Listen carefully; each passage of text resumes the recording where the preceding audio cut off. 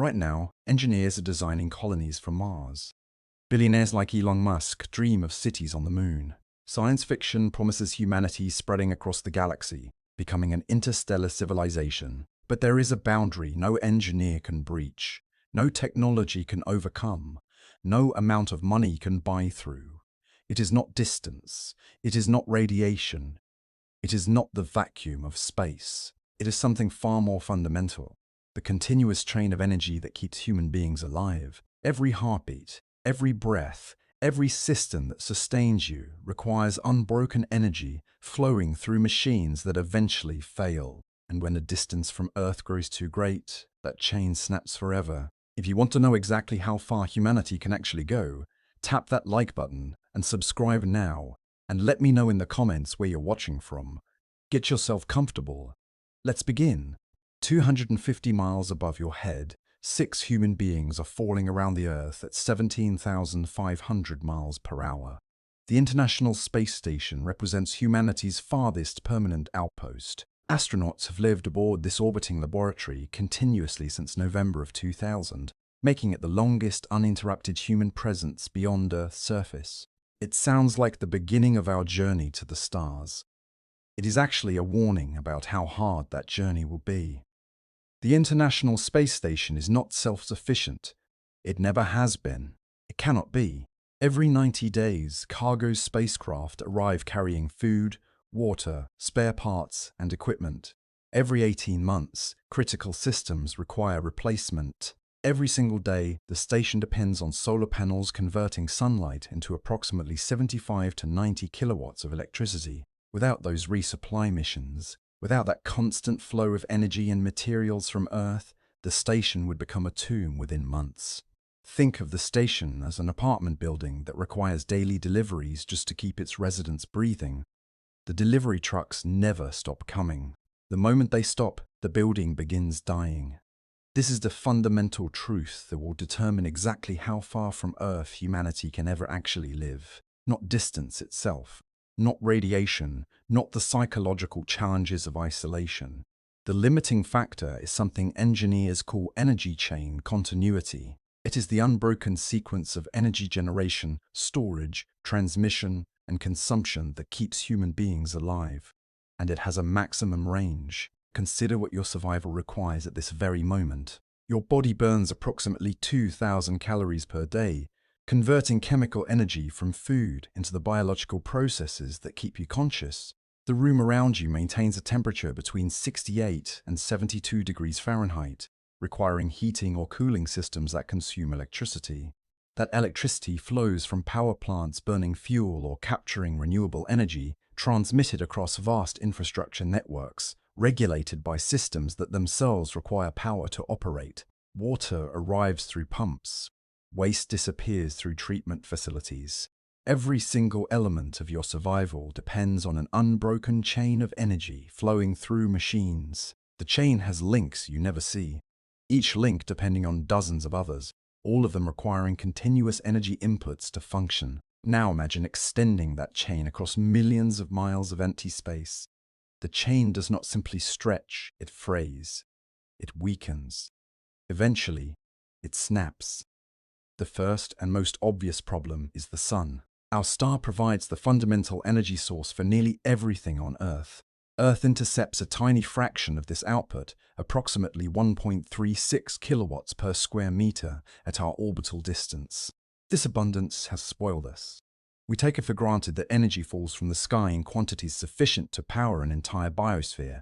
We forget that this bounty exists only because we happen to orbit at exactly the right distance from a star that happens to burn at exactly the right intensity. That this abundance obeys a mathematical law that becomes humanity's first death sentence beyond Earth. The inverse square law states that the intensity of radiation decreases with the square of the distance from the source.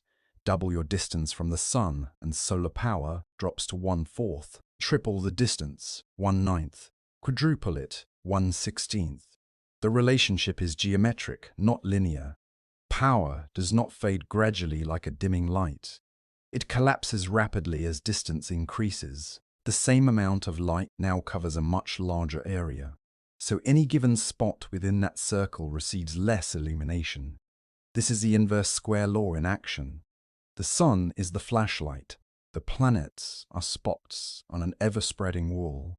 And the farther out you go, the dimmer that illumination becomes. This is not an engineering challenge that clever technology can overcome. This is fundamental geometry. You cannot argue with it. You cannot innovate around it. You can only accept its consequences. Consider the moon, our closest celestial neighbor, at an average distance of 238,900 miles. The moon orbits at roughly the same distance from the sun as Earth, so solar power availability remains essentially identical, approximately 1.36 kilowatts per square meter. This sounds promising until you consider the lunar night. The moon rotates once every 29.5 Earth days, creating 14-day periods of continuous darkness at any given location. During those 2 weeks of night, solar panels produce nothing. Zero energy. Complete blackout. On Earth, we barely notice the daily transition from day to night because our infrastructure includes power storage and generation systems that operate around the clock. The grid never sleeps. On the moon, the night lasts 336 hours, and during that entire duration, the sun provides exactly zero assistance. Any permanent lunar colony must solve this energy gap. The options are limited and expensive. You could place solar collectors at the lunar poles where certain peaks receive near-constant sunlight due to the moon's minimal axial tilt. The Shackleton crater rim near the South Pole offers locations with roughly 90% annual illumination. Scientists call these peaks of eternal light because the sun never fully sets there. But these sites are small, remote, and difficult to reach. They offer limited real estate for solar installations, and even eternal light locations experience brief periods of shadow during certain orbital configurations. 90% illumination still means 10% darkness spread across the year. Or you could build massive battery systems capable of storing 14 days' worth of power. Current lithium-ion batteries store approximately 250 watt-hours per kilogram.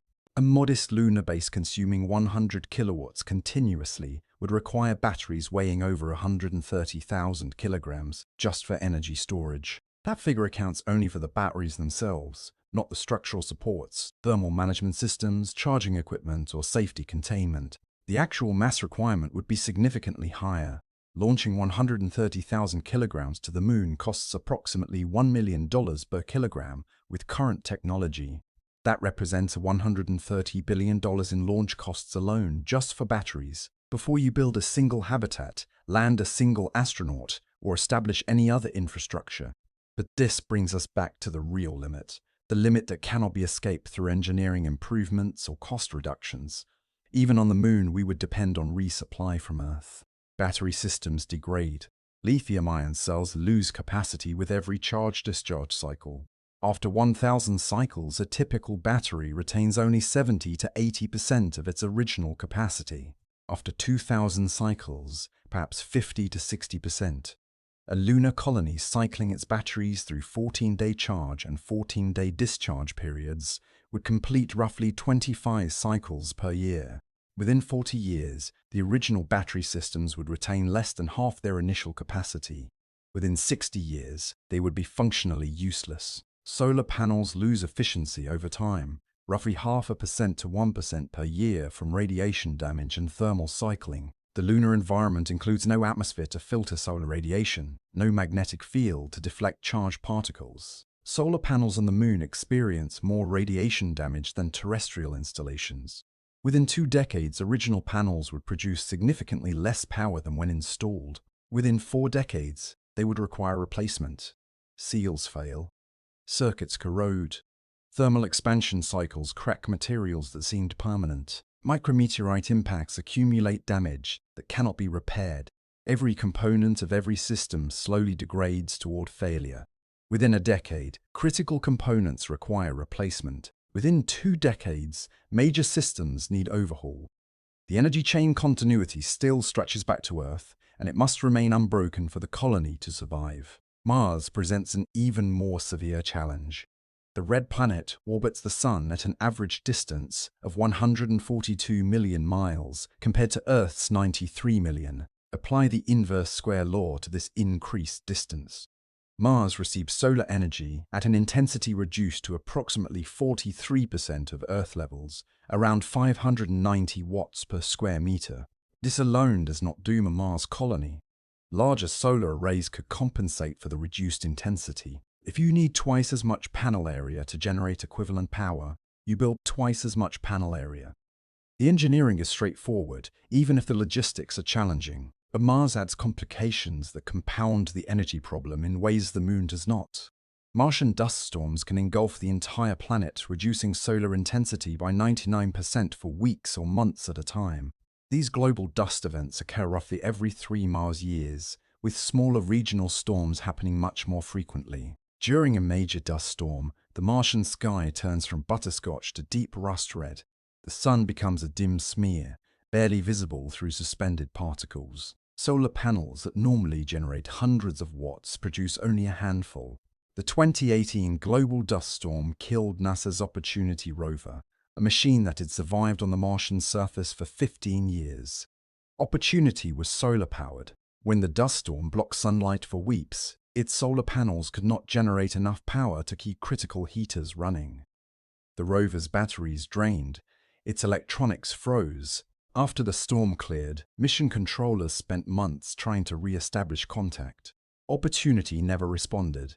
It died in the darkness, its energy chain severed by dust. A human colony could not simply shut down and wait like a hibernating rover. People need continuous life support, continuous heating in temperatures averaging 80 degrees Fahrenheit, continuous power for water recycling, atmosphere regulation, communication, and all the systems that separate a habitat from a coffin.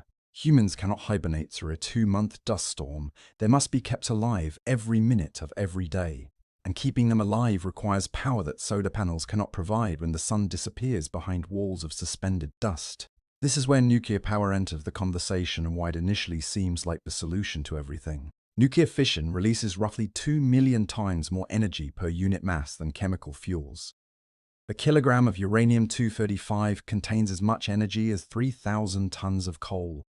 Think about that ratio, 1 kilogram versus 3 million kilograms. The energy density of nuclear fuel exceeds chemical alternatives by factors that make direct comparison almost meaningless. Nuclear reactors operate regardless of sunlight, dust storms, distance from the sun, or time of day. They provide continuous, reliable baseload power independent of local conditions. Day or night, clear or dusty, near the sun, or in the outer reaches of the solar system. A nuclear reactor produces power at steady rates determined by physics rather than weather. NASA has developed small nuclear reactors for space applications. The Kilopower project demonstrated a 1 kilowatt reactor in 2018, designed to be scalable to 10 kilowatts. Russia has operated nuclear reactors in space since the 1960s. Powering radar satellites that required more electricity than solar panels could practically provide. The technology has been proven across decades of operation. For Mars colonization, nuclear power is not optional. It is required. No serious Mars settlement plan relies solely on solar power. Every credible architecture includes nuclear reactors as the primary or backup energy source. But nuclear power does not escape the energy chain problem. It transforms the problem into a different constraint. Nuclear fuel has a half-life. Uranium-235, the fissile isotope used in most nuclear reactors, has a half-life of 704 million years. This sounds essentially infinite on human timescales. Uranium mined today will still be radioactive long after the sun has expanded into a red giant and consumed the inner planets. But the half-life of the isotope is not the same as the operational lifetime of a reactor. The enrichment level required for compact space reactors means fuel assemblies become depleted much faster than that geological timescale suggests. Atoms split, fission products accumulate, neutron absorption decreases as fissile material converts to non-fissile products. A typical space reactor might operate for 15 to 30 years before requiring refueling, depending on power output and design specifications. And here emerges the critical question that nuclear power enthusiasts rarely address. On Earth, uranium mining, processing, and enrichment require massive industrial infrastructure spanning entire continents. Mines extract ore containing less than 1% uranium by mass. The rock must be crushed, chemically processed, and concentrated to produce yellowcake, a uranium oxide compound. Processing facilities further purify this material into uranium dioxide or uranium hexafluoride. Enrichment plants use thousands of gas centrifuges spinning at tens of thousands of revolutions per minute to increase the uranium-235 concentration from its natural 0.7% to the 3 to 5% used in commercial power reactors. Compact space reactors require enrichment levels approaching 90%, demanding even more extensive processing. This entire supply chain depends on global transportation networks, specialized facilities, trained workforces numbering in the tens of thousands, and continuous energy inputs measured in gigawatts. The infrastructure that produces nuclear fuel is itself powered by nuclear and fossil fuel plants. The energy chain loops back on itself. Mars has no such infrastructure. Neither does the Moon. Neither does any location in the solar system except Earth. Building infrastructure on another world would require transporting millions of tons of equipment and materials across interplanetary distances. It would require constructing facilities that themselves require enormous energy inputs to operate. It would require training thousands of specialists in operations that take decades to master. Even on Earth, where training facilities exist and mistakes can be corrected without everyone dying, the bootstrap problem is severe beyond casual understanding. You need energy to build the energy infrastructure to generate the energy you need to survive. And you need to accomplish this faster than your existing systems degrade. Should your current reactors fail before your uranium enrichment facility comes online, everyone dies. If your enrichment facility requires more power than your current reactors can provide, you cannot complete construction. If anything in the sequence breaks, the chain snaps and the colony perishes. Radioisotope thermoelectric generators offer an alternative approach. RTGs convert heat from radioactive decay directly into electricity through thermocouples, solid-state devices with no moving parts. The Voyager spacecraft, launched in 1977, still transmit data from interstellar space using RTGs powered by plutonium-238. After more than 45 years in space, after traveling farther from Earth than any human-made object in history, their power systems continue functioning. But Voyager's power output has declined from roughly 470 watts at launch to approximately 220 watts today. This decline is not due to mechanical failure or degradation, it is physics. Plutonium-238 has a half-life of 87.7 years.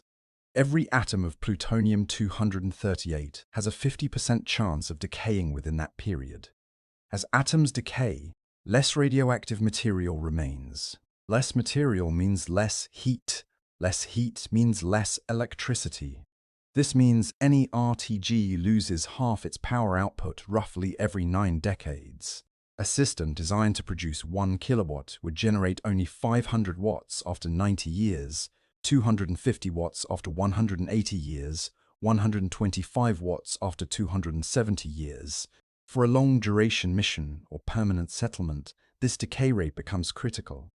The power you have is always less than the power you had. The energy chain slowly strangles itself, even when nothing breaks, even when every component functions perfectly, simply because the radioactive isotopes powering everything gradually transmute into stable, non-radioactive, useless atoms. And plutonium-238 production presents its own supply chain nightmare.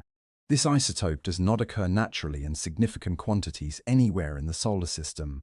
It must be manufactured in nuclear reactors through neutron bombardment of neptunium-237, a process requiring specialized facilities and years of irradiation time.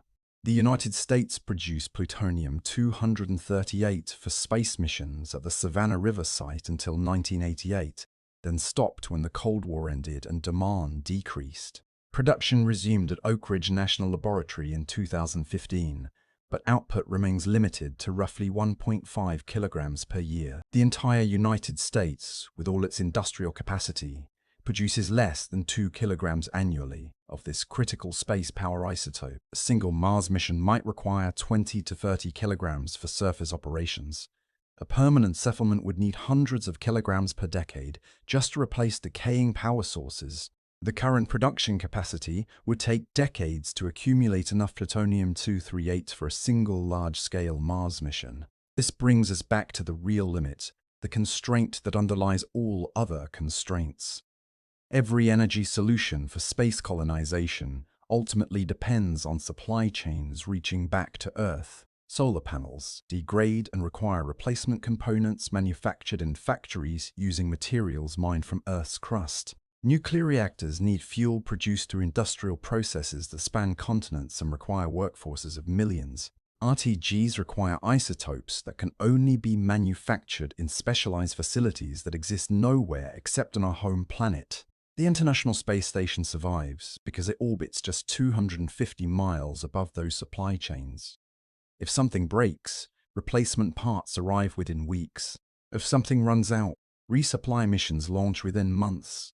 The distance is trivial by cosmic standards, close enough that the energy chain remains essentially unbroken. The Moon, at 250,000 miles, stretches those chains but does not break them. Cargo deliveries take 3 days using existing technology. Emergency resupply is feasible, if expensive. The delay between identifying a problem and receiving replacement parts measures weeks, not years. The chain remains intact. Mars changes this equation dramatically. At its closest approach, Mars lies 34 million miles from Earth. At its farthest, when the two planets occupy opposite sides of the Sun, 250 million miles separate them. Communication delays range from 3 minutes to 22 minutes each way, depending on orbital positions. A simple question-and-answer exchange can take 44 minutes. Cargo deliveries using current chemical propulsion technology require 6 to 9 months minimum. Launch windows occur only every 26 months when planetary alignments allow efficient transfers. If you miss a window, you wait more than 2 years for the next opportunity. Emergency resupply is essentially impossible. If a critical system fails, you wait 6 months minimum for replacement parts to arrive, assuming a spacecraft was ready to launch when your emergency began. More realistically, you wait 18 months to 2 years. If you run out of nuclear fuel, you wait years for new fuel assemblies to arrive, assuming Earth has them available. Assuming Earth chooses to send them. Assuming no political or economic disruptions interrupt the supply chain across that immense distance. This is not a temporary engineering challenge awaiting better technology. This is the fundamental physics of energy chain continuity asserting itself. The farther you travel from Earth, the longer and more fragile your supply chains become. At some distance, those chains cannot support human life, regardless of the technology available, and we have only begun to venture into our solar system. The real distances lie ahead. Jupiter orbits the Sun at an average distance of 484 million miles, Saturn at 886 million miles, Uranus at 1.8 billion miles, Neptune at 2.8 billion. Each step outward multiplies the challenges we have already discussed. At Jupiter's distance, solar power drops to 3.7% of Earth levels. At Saturn, 1.1%. At Uranus, 0.25%. At Neptune, 0.1%. These are not reductions that larger solar arrays can practically compensate for. At Neptune's distance, you would need solar arrays roughly 100 times larger than Earth-based systems to generate equivalent power. Those arrays would still be subject to the same degradation from radiation and thermal cycling. They would still require the same maintenance and eventual replacement. They would still depend on supply chains that cannot reach across 3 billion miles of vacuum. Nuclear power remains viable in theory for the outer solar system, but the supply chain problems compound with distance. A cargo shipment to Jupiter takes 2 to 6 years depending on orbital alignment and propulsion technology. To Neptune, 12 to 15 years or more if your reactor begins failing, if your fuel runs low, if critical components degrade beyond repair. Help is measured not in months, but in decades. The outer solar system represents the first hard boundary for permanent human settlement, not because humans cannot survive there temporarily. Temporary missions lasting years or even decades might be feasible with sufficient preparation and resources, but permanent habitation, settlements intended to last for generations, cannot be maintained across those distances with any technology we currently understand or can reasonably project. The energy chain continuity required for permanent habitation simply cannot stretch across billions of miles of vacuum while maintaining the reliability that human survival demands. And yet, the outer solar system remains cosmically close to Earth. Neptune orbits less than 5 light-hours from the Sun. In universal terms, this distance is an infinitesimal decimal. The true distances of the cosmos have not yet entered our calculation. The nearest star beyond our Sun lies 4.24 light-years away. This distance is not measured in millions or billions of miles, but in the time light itself requires to cross it. At 186,200 TT miles per second, light travels approximately 5.88 trillion miles in 1 year. Proxima Centauri floats 25 trillion miles from Earth. 25 trillion miles. The number is so large it becomes meaningless. Let me make it concrete. If you drove a car at highway speed toward Proxima Centauri, the journey would require roughly 50 million years. If you flew in a commercial airliner, about 5 million years. If you traveled at the speed of our fastest spacecraft, still over 70,000 years. At that distance, the supply chain does not merely stretch or fray, it dissolves completely. There can be no resupply from Earth. There can be no emergency assistance. There can be no replacement parts, no new fuel, no support of any kind that arrives with any human lifetime. But before we venture into that interstellar void, we must understand what happens when the machines that keep us alive begin to fail. Because everything mechanical breaks down. Everything. This is not pessimism. This is the second law of thermodynamics. And what breaks down in deep space cannot be fixed by any resupply mission that takes a decade to arrive. This brings us to the maintenance spiral, the second constraint that narrows humanity's ultimate range, and it grows tighter with every mile we travel from Earth. That is where we must look next. There is a law of physics that governs everything from coffee cooling in your cup to stars burning out in distant galaxies. The second law of thermodynamics states that entropy, the measure of disorder in any closed system, always increases over time. This law cannot be violated, it cannot be circumvented, it cannot be negotiated with. It cannot be bought off with sufficient funding or overcome through determination, and it places an absolute limit on how far from Earth humanity can ever establish permanent settlements. Every machine ever built is fighting a losing battle against entropy. The battle is not optional. The battle cannot be won. The machine can only delay its inevitable defeat through continuous intervention from outside the system. Seals degrade as polymer chains break down under thermal stress and radiation exposure. Lubricants oxidize and lose viscosity, allowing metal surfaces to grind against each other. Metals corrode as atoms migrate and crystal structures shift. Circuits develop resistance as electron pathways deteriorate. Moving parts wear against each other, shedding microscopic fragments that accumulate in bearings and joints until friction overwhelms function. This process occurs continuously, relentlessly, regardless of how well engineered the system. The finest Swiss watch loses accuracy over years as its springs fatigue and its gears wear. The most robust industrial pump eventually fails as its seals harden and its impellers erode. The most advanced spacecraft ever built slowly degrades as its components age in ways their designers could predict but not prevent. Maintenance is the act of fighting entropy. It is running up a down escalator. You must keep moving just to stay in place. Stop running and you slide backward toward failure. The escalator never stops. The escalator never stops. The only question is whether you can keep running long enough to reach your destination. On Earth, we barely notice this universal decay because we have built vast networks to counteract it. When your car's brake pads wear down, you drive to a shop where technicians replace them with new pads manufactured in factories supplied by global mining and logistics networks. When a seal fails in your refrigerator, a repair technician arrives with the replacement parts pulled from warehouses stocked by international supply chains. When your smartphone battery degrades, you buy a new phone manufactured on the other side of the planet and delivered to your door within days. The infrastructure supporting modern life is so pervasive, so seamlessly integrated into daily existence that we forget it exists at all.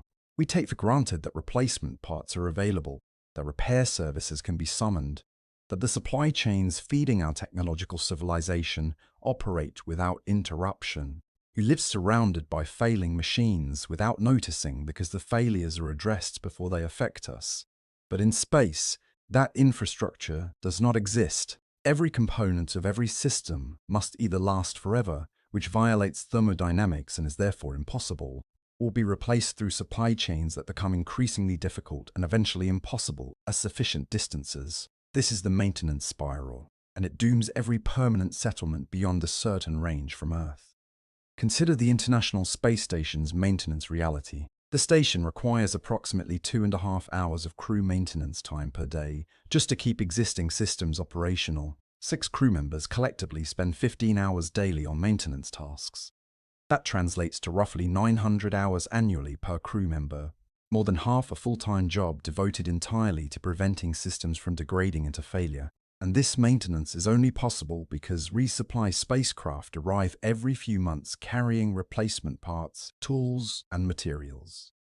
The station does not manufacture its own spare parts. It does not refine its own materials. It does not produce its own tools. Everything required for maintenance arrives from Earth on spacecraft that represent the most expensive delivery service in human history. The station's carbon dioxide removal system, vital for keeping the atmosphere breathable, requires filter replacements every 40 days. The system uses zeolite beds that absorb carbon dioxide molecules, then release them when heated for venting into space. These beds gradually lose effectiveness as repeated thermal cycling damages their crystal structure. Without replacement beds delivered from Earth, the atmosphere slowly becomes toxic. The water recovery system, which recycles urine and humidity into drinking water, needs chemical resupply and component replacement on monthly cycles. Filters clog, membranes degrade, pumps wear. The system that produces clean water today produces less clean water next month, and contaminated water the month after that, unless components are replaced. Spacesuits, essential for exterior repairs and emergency evacuation, can only be used for approximately 25 spacewalks before critical seals and joints require refurbishment. That refurbishment cannot be performed in orbit. Suits must be returned to Earth, disassembled, inspected, rebuilt, and relaunched. Each spacewalk consumes a finite resource that can only be replenished through the supply chain. The station is not self-sustaining. It is not even close to self-sustaining. It survives because it receives continuous transfusions of materials and equipment from the planet below. Think of it as a patient on an IV drip who cannot eat. The patient remains alive as long as the IV flows. The moment the IV stops, the patient begins dying. If resupply stopped tomorrow, the International Space Station would become uninhabitable within 6 to 12 months. Not from catastrophic failure, not from explosion or collision or dramatic decompression. The death would be slow and grinding. The life support system that kept astronauts alive yesterday would slowly become the suffocating tomb that kills them next year. Carbon dioxide levels would gradually rise as zeolite beds lost effectiveness. Water recovery rates would decline as membranes fouled and pumps failed. Electrical systems would develop faults as circuits age without replacement. Each small failure would cascade into others. The crew would work increasingly long hours on maintenance, falling further behind as components failed faster than they could be repaired with dwindling supplies. Eventually, one critical system would fail completely. Perhaps the oxygen generation system. Perhaps the carbon dioxide removal system. Perhaps the thermal control system that prevents the station from cooking its inhabitants on the sun-facing side while freezing them on the dark side. The specific failure mode matters less than the certainty that failure would occur. Now extend this maintenance reality across the distances we discussed in our examination of energy chains. A lunar colony might establish some degree of local manufacturing capability. The Moon contains oxygen locked in oxides comprising roughly 45% of lunar regolith by mass. Metals exist in various concentrations, including iron, aluminum, titanium, and traces of valuable rare earth elements. Silicon abounds. Raw materials exist that could theoretically support industrial processes. But lunar manufacturing requires infrastructure that itself must be built, powered, and maintained. To manufacture a replacement pump seal on the moon, you would need mining equipment to extract raw materials from the regolith. That mining equipment requires power systems, control electronics, mechanical components that themselves wear out and require replacement. You would need processing facilities to refine those raw materials into usable compounds, separating oxygen from oxides, purifying metals from mixed ores, synthesizing polymers from constituent elements. Those processing facilities require furnaces, chemical reactors, filtration systems, all of which require power and maintenance. You would need manufacturing equipment to form those refined compounds into precisely engineered components, with tolerances measured in thousandths of an inch for critical sealing surfaces. That manufacturing equipment requires computer-controlled machining centers, precision measurement instruments, quality control systems capable of detecting microscopic flaws. You would need quality control systems to verify the components meet specifications before installation, because a seal that fails inspection is worthless, while a seal that passes inspection but fails in service kills people. Those quality control systems require calibrated instruments, trained technicians, reference standards, testing procedures. Every element of this production chain requires energy, specialized equipment, and maintenance support. Every element introduces new failure points. Every element must be maintained by other elements in an interlocking web of dependencies. The feedback loop becomes clear. You need machines to maintain machines that maintain machines. Each layer of this support structure introduces new maintenance requirements that demand additional support structures. Building sufficient redundancy to survive isolated from Earth requires exponentially more infrastructure than the primary systems you are trying to support. Engineers call this the self-sufficiency paradox. The simpler your settlement, the more you depend on external supply chains for specialized components. A simple settlement with basic life support can function for a while, but it cannot manufacture the precision components its life support requires. When those components fail, the settlement fails. The more complex your settlement, the more infrastructure you must maintain, the more things can break, and the more resources you consume, supporting systems that support human life. A complex settlement might manufacture some of its own components, but the manufacturing infrastructure requires maintenance that consumes the settlement's capacity to maintain its primary systems. There exists no sweet spot where a settlement is complex enough to manufacture everything it needs, while simple enough to maintain everything it builds. The mathematics do not permit such a balance point.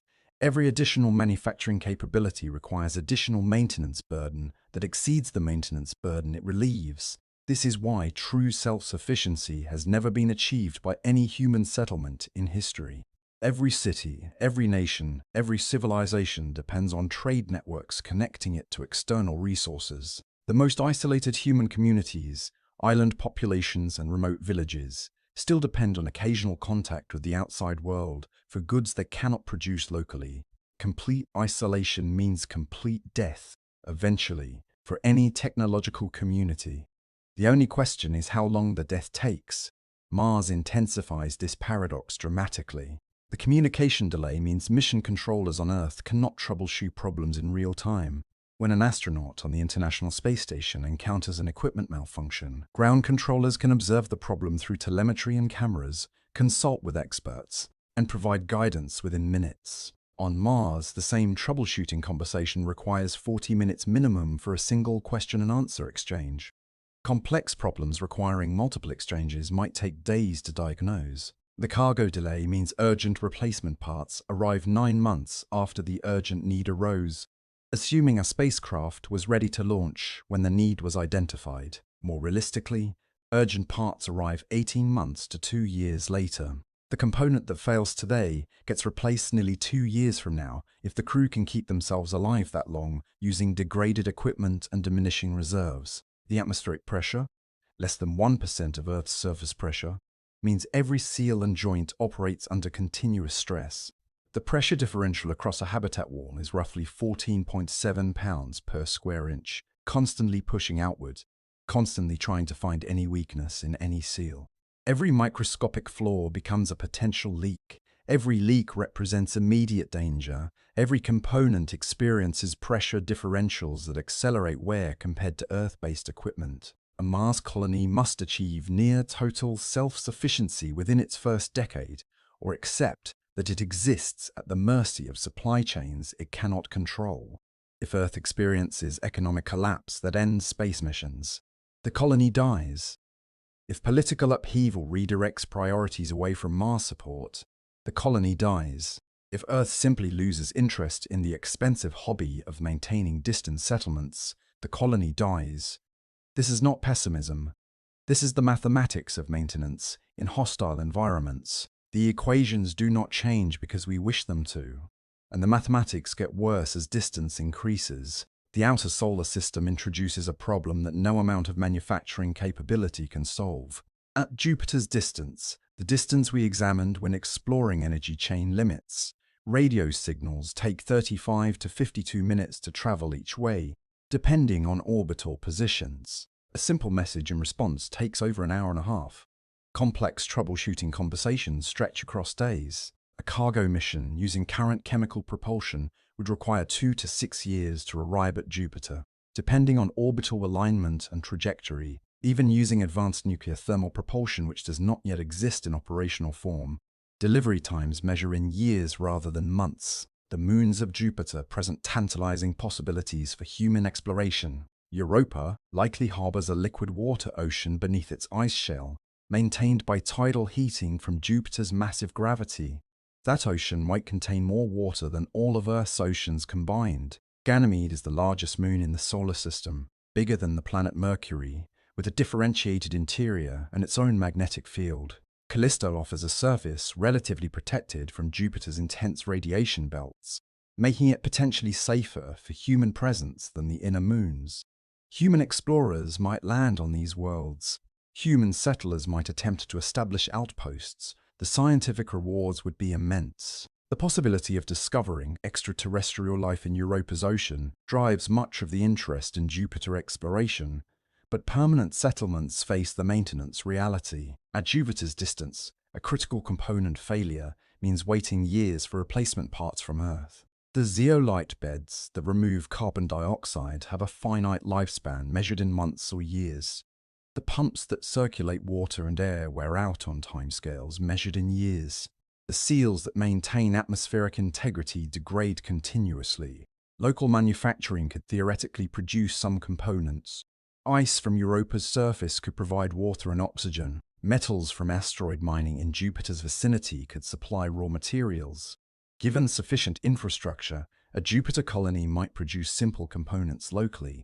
But specialized items cannot be manufactured without industrial infrastructure that itself requires decades to establish. Microprocessors require semiconductor fabrication facilities with thousands of precision-controlled steps. Medical equipment, from imaging systems to pharmaceutical production, requires entire industrial ecosystems that cannot be compressed into a frontier outpost. Consider a single example in depth. Modern life support systems depend on molecular sieve beds for carbon dioxide removal. These beds use zeolite materials, crystalline aluminosilicates with precisely engineered pore structures that selectively absorb carbon dioxide molecules while allowing oxygen and nitrogen to pass through. The crystal structure determines the selectivity. Change the crystal structure and the material stops working. Manufacturing replacement zeolite beds require synthetic chemistry processes that combine aluminum, silicon, and oxygen in precise ratios under controlled conditions. The synthesis requires specialized furnaces operating at precise temperatures for extended durations.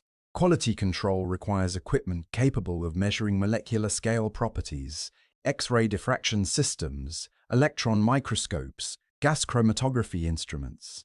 These manufacturing and testing capabilities do not exist on Europa. They do not exist on Ganymede. They do not exist anywhere in the Jupiter system. Building them would require transporting hundreds of tons of equipment, training specialists in techniques that require years of practice, and maintaining the manufacturing infrastructure while simultaneously maintaining the life support systems it is meant to supply. No amount of determination can conjure these capabilities from raw materials on a frozen moon. The colony either receives replacement beds from Earth or slowly suffocates as their existing beds degrade beyond usefulness.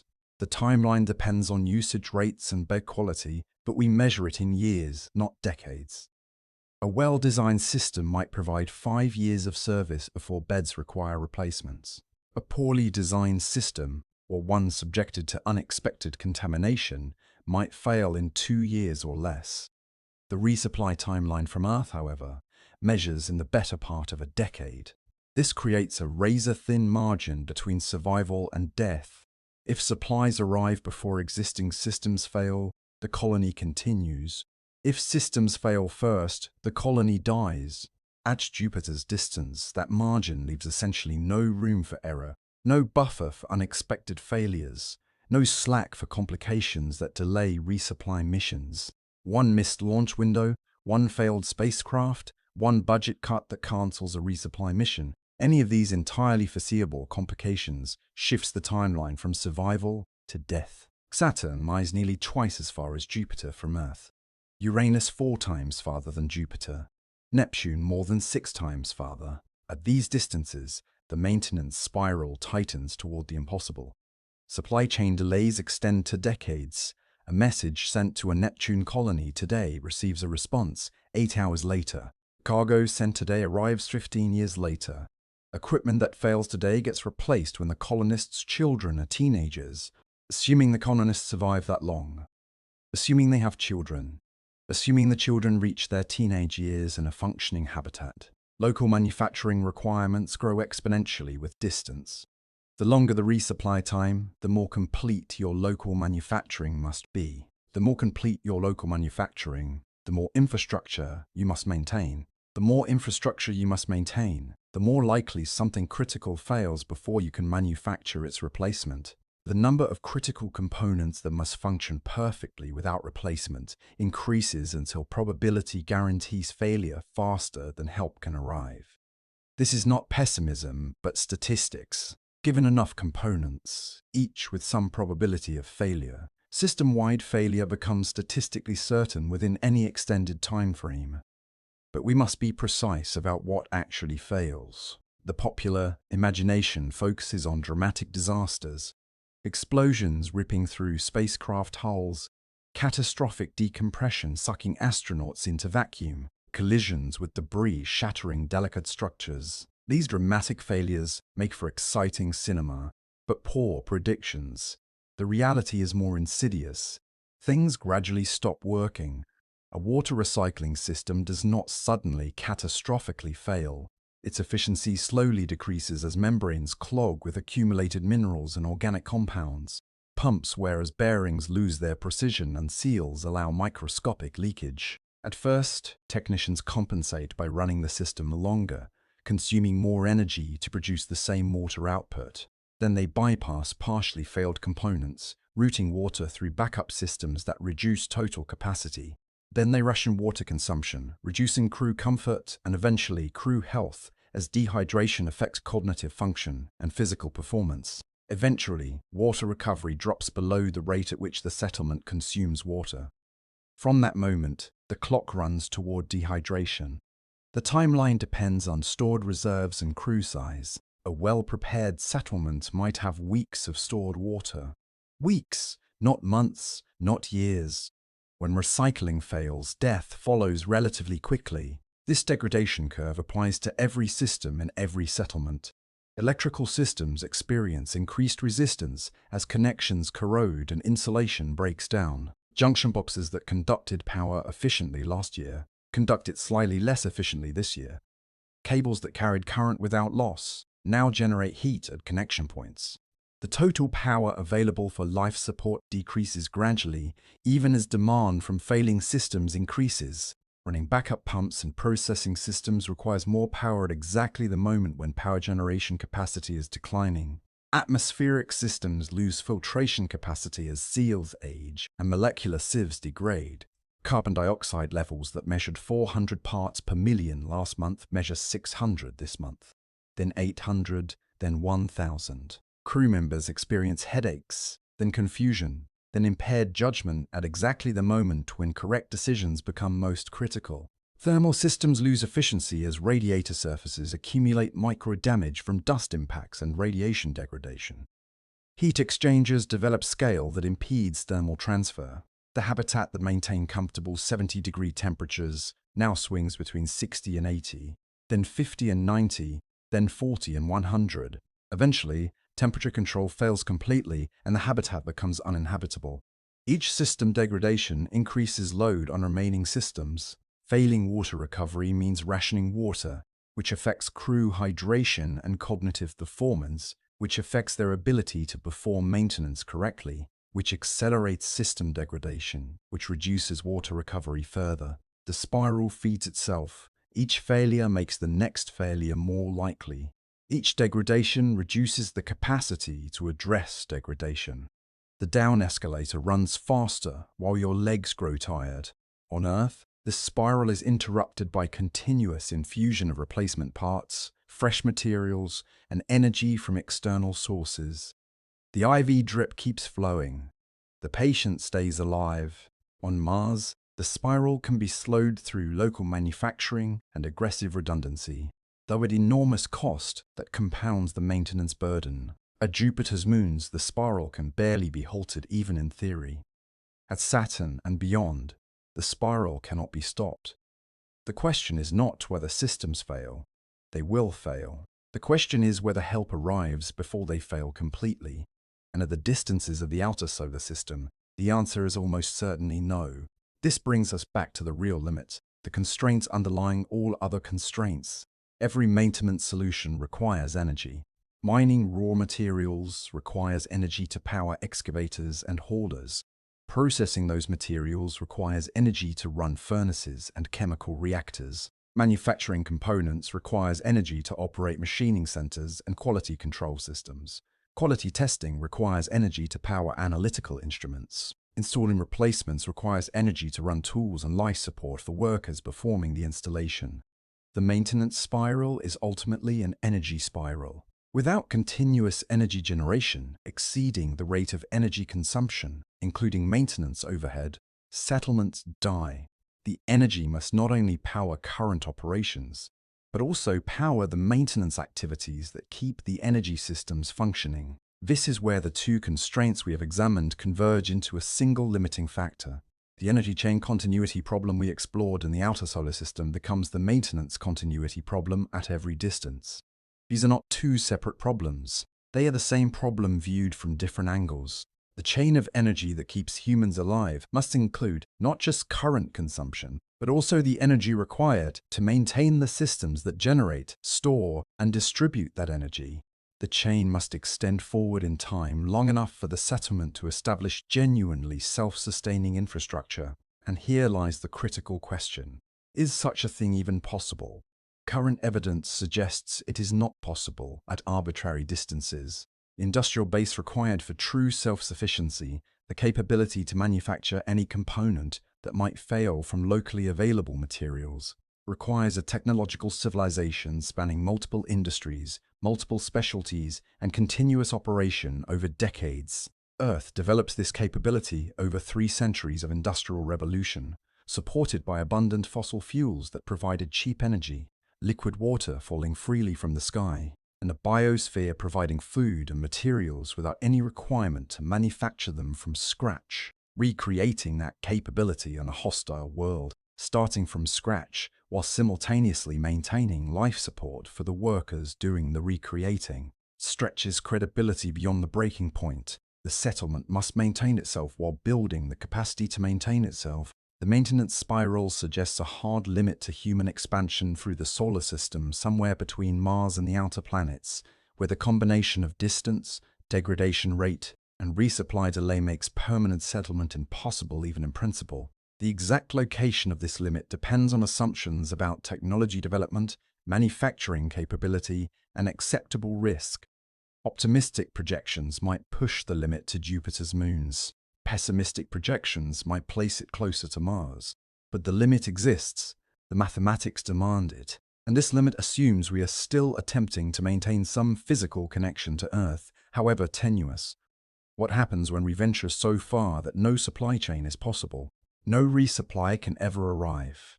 No communication with Earth can provide timely assistance. The distances within our solar system, vast as they are, remain comprehensible in human terms. We can speak of years and decades. We can imagine waiting for resupply. We can conceive of eventual rescue, but the interstellar void operates on different scales entirely. The nearest star system lies over 4 light-years away. At that distance, a radio message takes 4 years to arrive. A response takes another 4 years to return. An emergency distress call sent today might receive an acknowledgement 8 years from now. Assuming anyone on Earth was listening, assuming they cared, assuming they could do anything at all across such distances. Cargo missions using any propulsion technology we can currently envision would require decades to centuries. The resupply timeline does not measure in years, but in generations. Your grandchildren might see help arrive. If your children survive to have grandchildren, if the settlement survives long enough for your children to grow up. The interstellar void awaits. There, the maintenance spiral meets the nuclear decay clock we examined in the context of energy systems. There, the degradation that dooms all machinery meets the radioactive decay that dooms all nuclear power sources. There, every constraint we have examined reaches its ultimate expression, and there, humanity discovers its final boundary. The nearest star system to our Sun lies 4.24 light-years away. This number sounds manageable compared to the millions and billions of light-years that populate astronomy headlines. Proxima Centauri appears almost neighborly when astronomers discuss galaxies separated by cosmic gulfs spanning billions of light-years. But the human mind systematically fails to grasp what 4 light-years actually means for physical travel and sustained survival. Light travels at 186,286 miles per second. Nothing carrying mass can ever reach this speed, let alone exceed it. The limit is not a technological barrier awaiting better engineering. It is woven into the fabric of reality. Accelerating a massive object to light speed would require infinite energy, which does not exist and cannot be generated. In 1 year, light covers approximately 5.88 trillion miles. This distance is called a light year, and it serves as the basic unit of cosmic measurement because ordinary numbers become uselessly large at interstellar scales. Multiply 5.88 trillion by 4.24, and we find Proxima Centauri floating roughly 25 trillion miles from Earth. 25 trillion miles. The number resists comprehension. Let me attempt to make it tangible. If you laid standard 12-inch rulers end-to-end from Earth to Proxima Centauri, you would need approximately 132 quadrillion rulers. If you drove a car at 60 miles per hour without stopping, the journey would take 47 million years.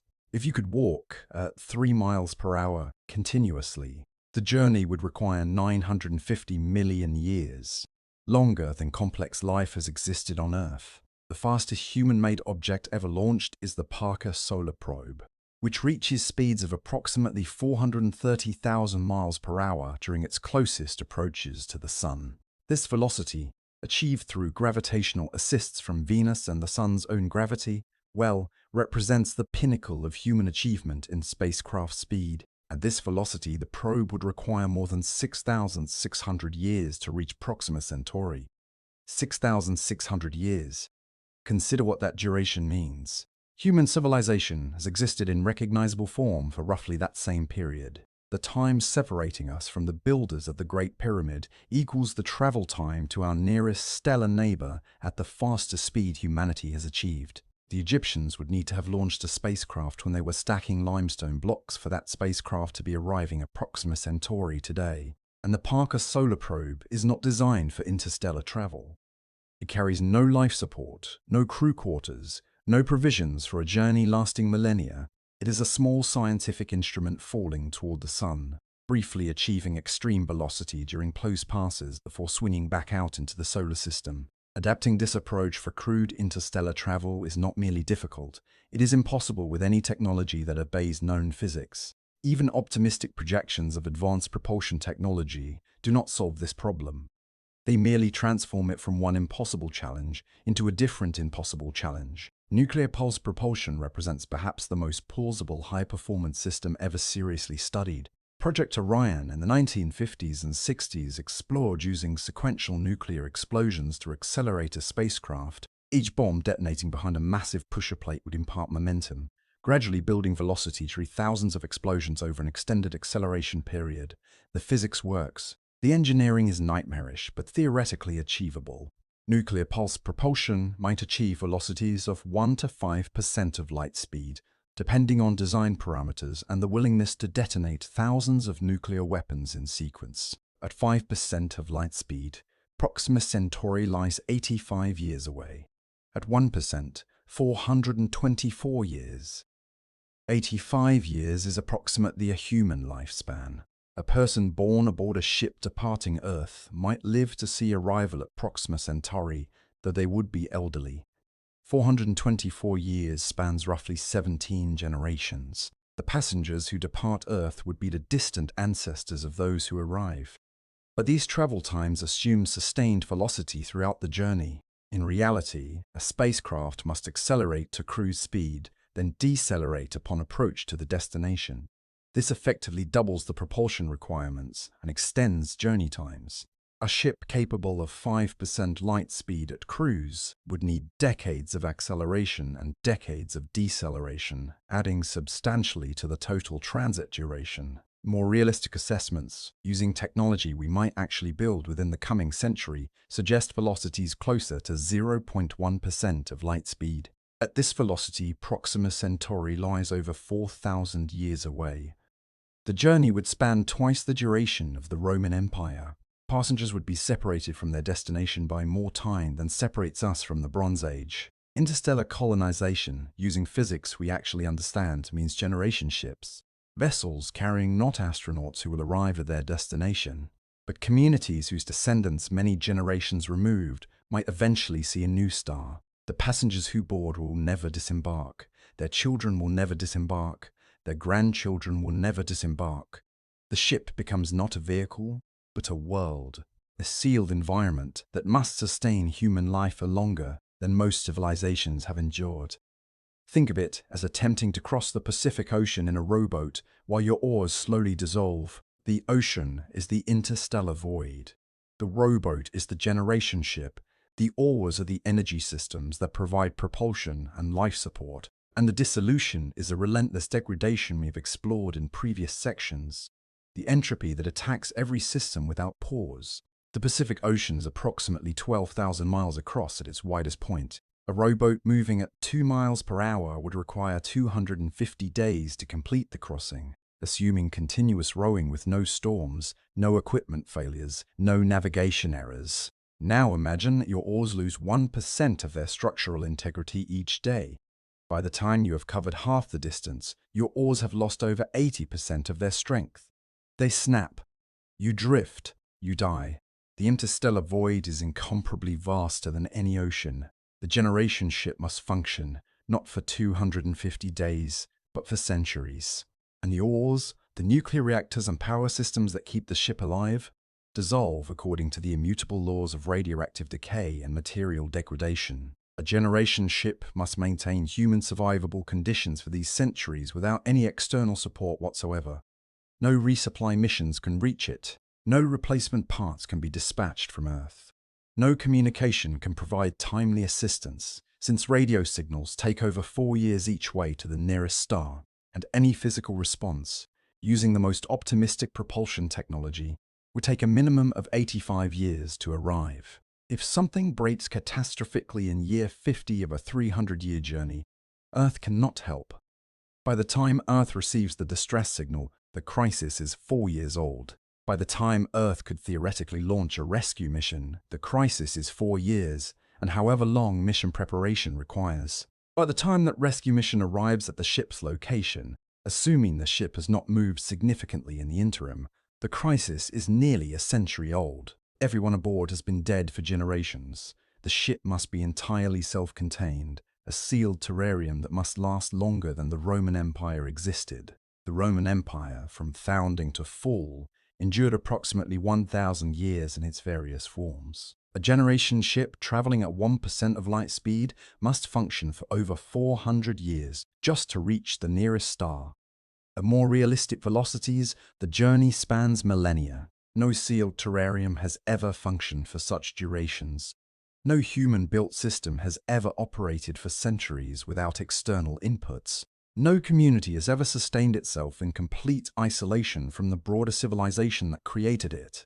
The generation ship concept requires achieving all three of these unprecedented accomplishments simultaneously while hurtling through a vacuum at temperatures near absolute zero, bombarded by cosmic radiation, with no possibility of rescue or resupply. The energy requirements for such a vessel stagger calculation. Life support for a breeding population requires continuous power for atmosphere regulation. Maintaining oxygen levels while scrubbing carbon dioxide, a process that never stops and cannot be interrupted without killing everyone aboard. Water recycling systems must operate continuously, processing waste and humidity back into potable water. Food production, whether through hydroponics, algae cultivation, or some combination of biological systems, requires lighting, temperature control, nutrient cycling, and harvesting infrastructure. Temperature control alone presents enormous challenges. The ship must maintain habitable temperatures in an environment where external temperatures hover just a few degrees above absolute zero. Heat generated by life support systems and human metabolism must be balanced against radiative losses to space. The thermal management system must function perfectly for centuries. Radiation shielding systems must protect passengers from cosmic rays, high-energy particles that would otherwise cause cancer rates incompatible with multi-generational survival. Shielding adds mass. Mass requires more fuel requires more storage adds more mass. The requirements compound. Estimates vary wildly based on assumptions about crew size, technology level, and acceptable risk. Conservative analyses suggest power requirements in the hundreds of megawatts for a minimal viable colony ship. More generous estimates, assuming larger populations and greater comfort margins, suggest gigawatts of continuous power generation. A gigawatt is 1 billion watts. For context, a typical nuclear power plant on Earth generates approximately 1 gigawatt.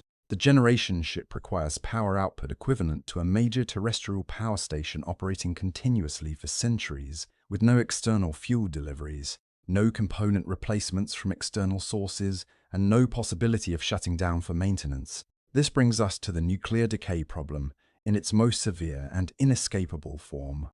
We examined plutonium-238 in the context of solar system exploration. The Voyager probes continued transmitting data using plutonium-238 RTGs after more than 45 years of operation. For solar system distances, this reliability is remarkable and enabling. For interstellar distances, the math becomes fatal. Plutonium-238 has a half-life of 87.7 years. After that period, half the original atoms have decayed into non-fissile products. The power output drops correspondingly. An RTG system designed to produce 1 megawatt would generate only 500 kilowatts after 90 years. After 180 years, 250 kilowatts. After 270 years, 125 kilowatts. By the time a generation ship approaches its destination after 300 years of travel at approximately 1.5% light speed, the original plutonium power systems would provide less than 1/8 their initial output. The ship that departed Earth with abundant power arrives at its destination, energy-starved, its systems barely functional, its passengers rationing electricity for basic survival. And this assumes the RTGs themselves survive 3 centuries of operation. They will not. The thermocouples that convert heat to electricity degrade over time. The containment systems that protect the radioactive material from dispersal develop cracks and weaknesses. The wiring that carries electricity from RTGs to ship systems accumulates damage. Long before the plutonium decays to uselessness, the RTGs will have failed mechanically. Uranium-235 fission reactors could theoretically operate longer. The fuel itself has a half-life of 704 million years, essentially infinite on human timescales. A fission reactor does not lose power output because its fuel decays away. It loses power output because the fuel assemblies become depleted as fissile material converts to fission products, neutron-absorbing waste that poisons the reaction. But reactor components do not share the fuel's geological longevity. Fuel assemblies become depleted and require replacement on timescales measured in years to decades, not centuries. control systems that regulate the nuclear reaction, precisely positioning control rods to maintain criticality, degrade from radiation damage that scrambles their electronics and embrittles their mechanical components.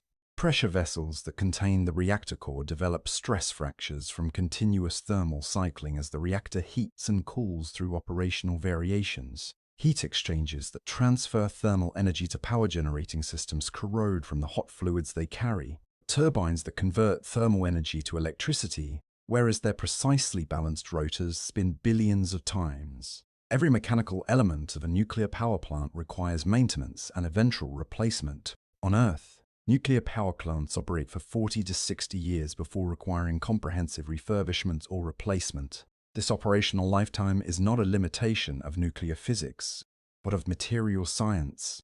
The uranium could keep fissioning for millions of years. The steel and concrete and electronics that harness that fission cannot. Extending plant lifetimes beyond 60 years requires continuous inspection to identify degradation before it causes failure. It requires maintenance to address identified problems before they become critical. It requires component replacement, drawing on industrial supply chains spanning multiple continents and thousands of specialized suppliers. Without these interventions, nuclear plants become increasingly dangerous and eventually fail. The generation ship cannot access those supply chains. The ship departs Earth with everything it will ever have. Everything needed to maintain nuclear reactors for centuries must be carried aboard from the beginning or manufactured en route from materials also carried from the beginning. The mass requirements compound to absurdity. Consider fuel alone. A 1 gigawatt reactor running continuously for 300 years would consume approximately 90,000 kilograms of enriched uranium, depending on reactor efficiency and design parameters. This figure assumes high-efficiency designs that extract maximum energy from each kilogram of fuel. Less efficient designs would require more. The initial fuel load might be 30,000 kilograms for a carefully designed high-efficiency system, enough to operate for roughly 100 years before refueling becomes necessary. The remaining 60,000 kilograms must either be carried as spare fuel or manufactured en route. Carrying spare fuel requires additional shielding to protect crew and systems from radiation. It requires containment structures to prevent criticality accidents where spare fuel accidentally achieves chain reaction. It requires handling systems to move fuel assemblies from storage to reactor. Additional mass requires additional propulsion fuel, larger tanks, and handling systems.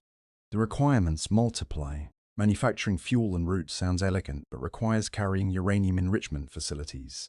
Natural uranium contains only 0.7% uranium-235. Reactor fuel requires enrichment to 3 to 5% for power reactors, or much higher for compact space-optimized designs. Enrichment requires thousands of centrifuges spinning at tens of thousands of revolutions per minute for extended periods. It requires chemical processing facilities to convert uranium between different compounds. It requires quality control equipment to verify enrichment levels meet specifications. These enrichment facilities require power to operate. They require maintenance to continue functioning. They require raw materials including natural uranium or uranium hexafluoride feedstock carried aboard from Earth. They require trained technicians who must be born, raised, and educated aboard the ship across multiple generations. The chain of requirements extends without end. Enrichment equipment requires specialized materials for centrifuge construction. Those materials require manufacturing capability. Manufacturing requires raw materials. Raw materials require storage. Storage requires structural mass. Additional mass requires additional fuel. Additional fuel requires larger propulsion systems. Larger systems require more maintenance. More maintenance requires more spare parts. More spare parts require more manufacturing capability. Engineers call this the tyranny of the rocket equation when discussing propulsion. Every kilogram of payload requires fuel to accelerate. That fuel has mass that requires more fuel to accelerate. The requirements compound exponentially.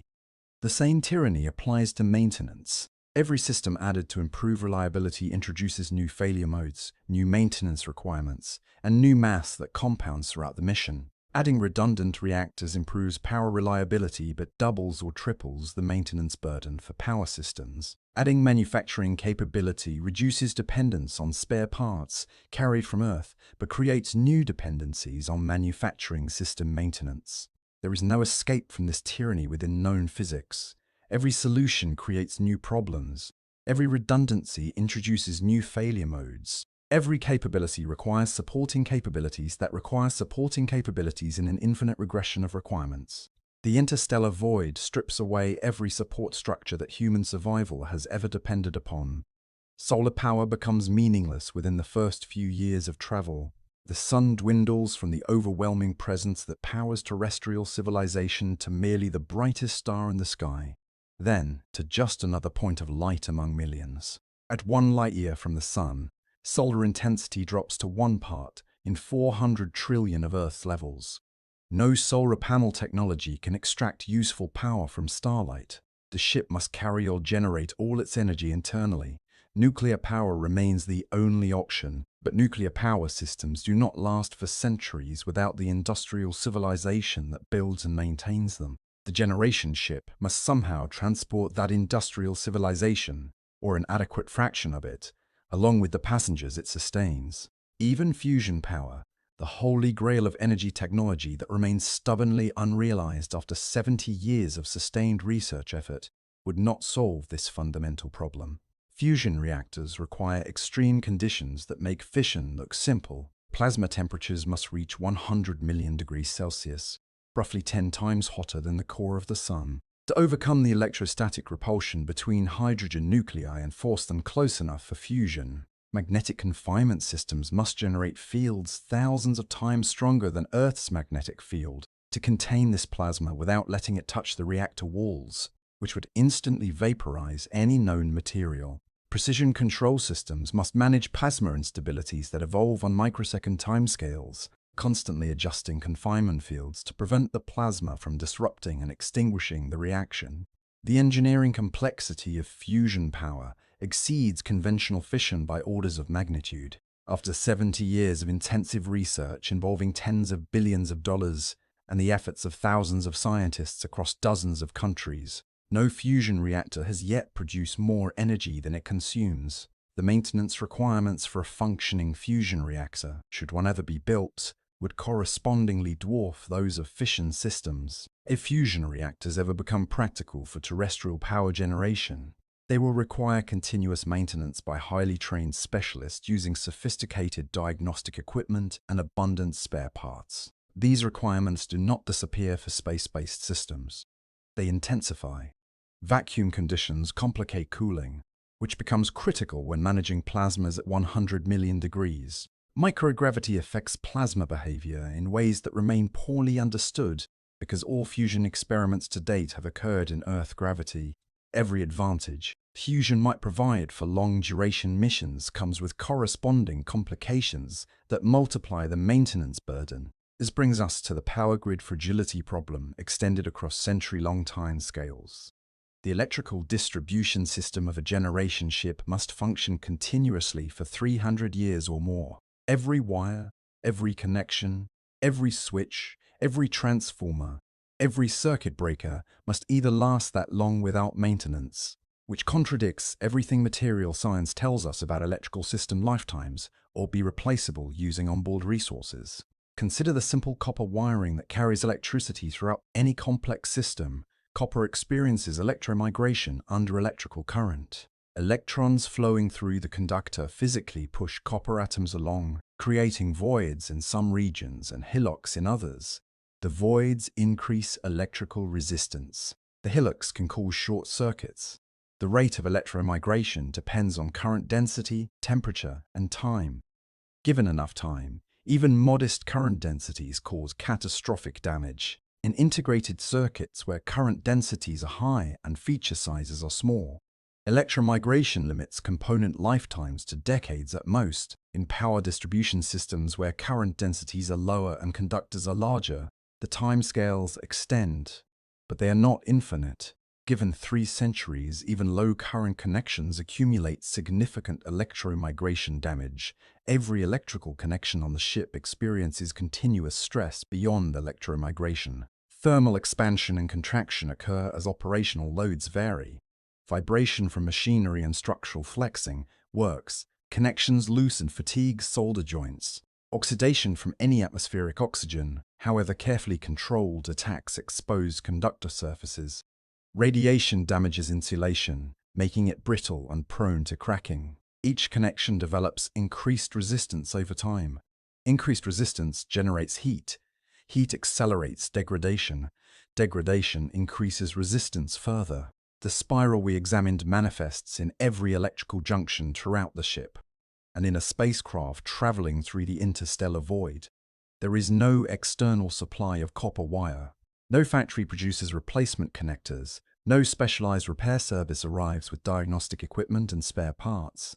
The ship must carry enough wire, enough connectors, enough junction boxes to replace the entire electrical distribution system multiple times, or it must manufacture these components from raw materials also carried from Earth. The same analysis applies to every critical system aboard. Pumps circulating coolant through reactors and life support systems, whereas their bearings accumulate microscopic damage from continuous operation. Valves controlling fluid flow throughout the ship develop leaks as their seals harden and crack. Sensors monitoring critical parameters drift from calibration as their components age. Computers coordinating all ship systems fail as their processors and memory accumulate radiation damage and electrical degradation. Each of these components has a finite lifetime measured in years or decades under Earth conditions with full manufacturing support. Each would need to function for centuries under conditions of isolation that exceed anything in human experience. Some scientists propose alternative architectures that might reduce these maintenance burdens. Seed ships carrying frozen embryos rather than living populations eliminate most life support requirements during transit. The embryos remain in cryogenic stasis, requiring only refrigeration, then are gestated upon arrival using artificial womb technology. But cryogenic systems require continuous power for refrigeration over century-long timescales. They require periodic component replacement as pumps and seals degrade. The frozen embryos require protection from cumulative radiation damage across 3 centuries of exposure to cosmic rays. And whatever systems eventually gestate living humans from stored embryos must function perfectly after centuries of accumulated degradation with no opportunity for testing or adjustment. More speculative proposals suggest digitized human consciousness uploaded to computer systems, then downloaded into biological or mechanical bodies upon arrival. This approach trades biological maintenance challenges for computational ones.